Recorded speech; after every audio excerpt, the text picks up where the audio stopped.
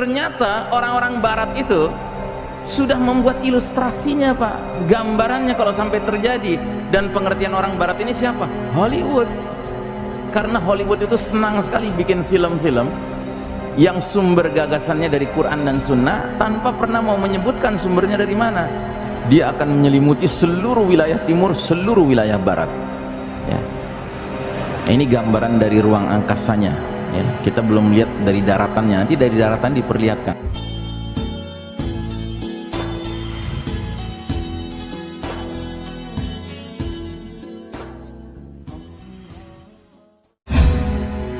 Kembali lagi ke surat Ad-Dukhan, di ayat ke-16-nya Allah Ta'ala berfirman, Yawma nabtishul batshatal kubra inna muntaqimun. Ingatlah hari ketika kami menghantam mereka dengan hantaman yang keras, sesungguhnya kami Allah Ta'ala adalah pemberi balasan.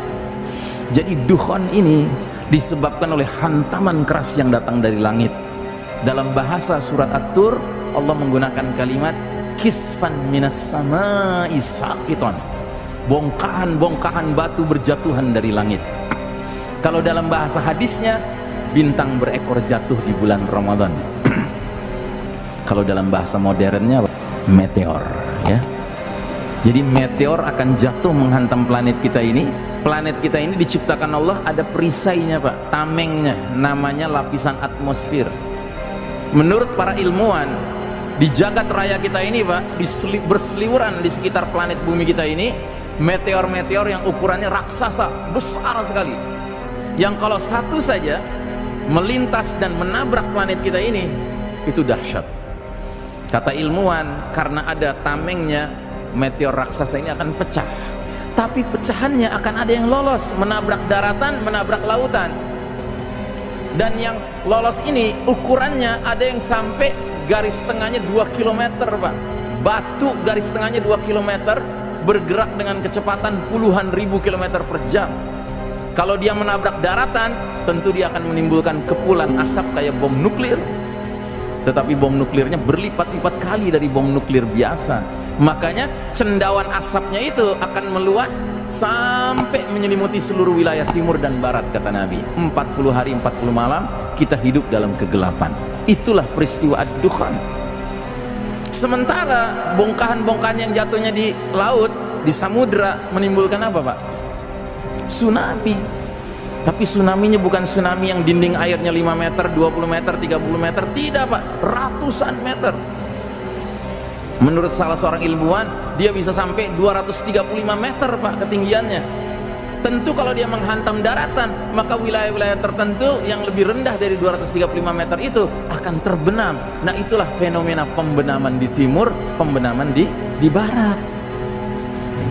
Nah, jadi saudaraku rahimakumullah, yang paling penting kita pahami, ternyata orang-orang barat itu sudah membuat ilustrasinya, Pak, gambarannya kalau sampai terjadi.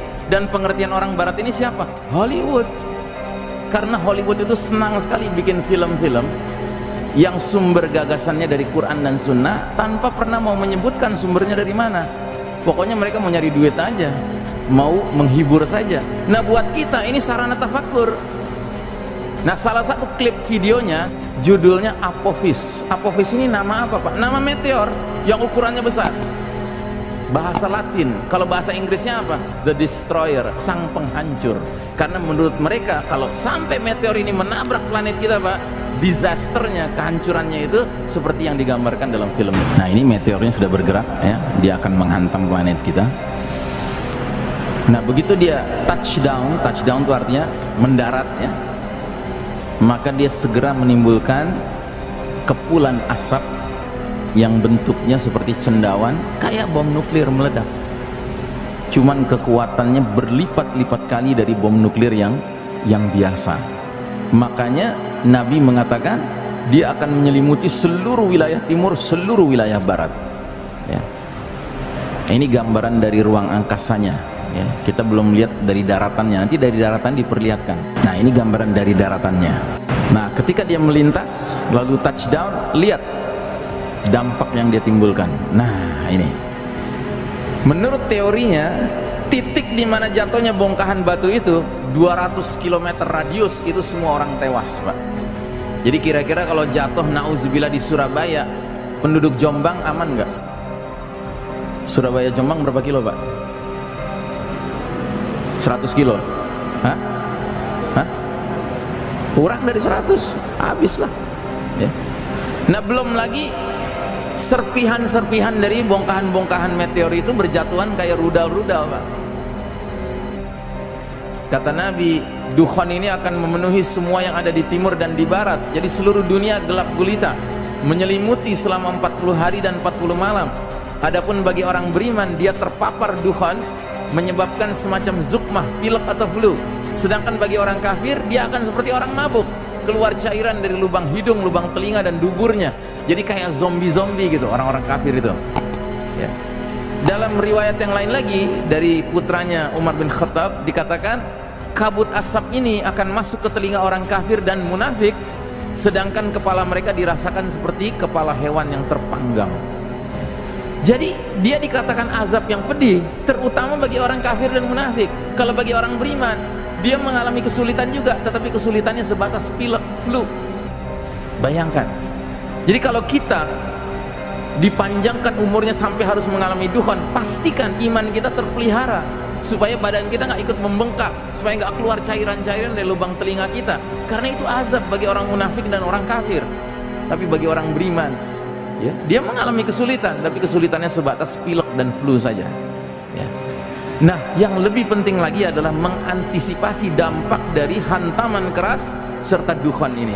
Yang pertama yang akan muncul adalah vast continental landslides, pembenaman bumi berskala benua ya. Jadi bayangkan kalau ada bongkahan batu yang jatuhnya ke tengah-tengah Samudra Pasifik, tentunya ada mega tsunami bergerak ke kanan, menghantam wilayah barat, Amerika Utara, Amerika Selatan, dan ada yang menghantam ke kiri, menghantam wilayah Asia Timur. Sehingga pembenaman di timur dan pembenaman di barat kita khawatirkan akan mencakup wilayah seluas ini, Pak. Jadi wilayah yang akan terbenam di sebelah timur nantinya adalah wilayah Rusia bagian timur, China, Jepang, Vietnam, Kamboja, Filipina, Malaysia, Australia, Selandia Baru, dan negeri ini nih, Pak. Ini negeri apa nih? Ya kan? Ini akan terbenam. Tidak bermaksud menakut-nakuti ya, cuma ini logikanya saja.